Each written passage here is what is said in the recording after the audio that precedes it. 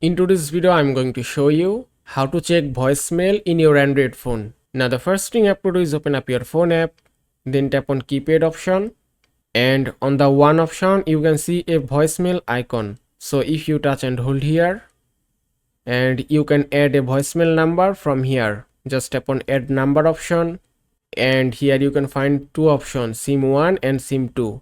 From here you can set your voicemail number. Also, to get voicemail, at first you have to set the number. Now if you go back, if you cannot find this option here, just tap on recent option, then tap on three dots, then go to settings option. After that, scroll down a bit, then go to voicemail, and that's it.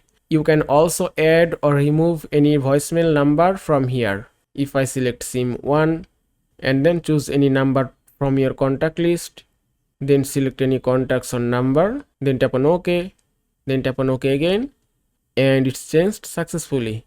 And that is how you can check voicemail in your Android phone. I hope this video was helpful. If it was, please give it a thumbs up and don't forget to subscribe.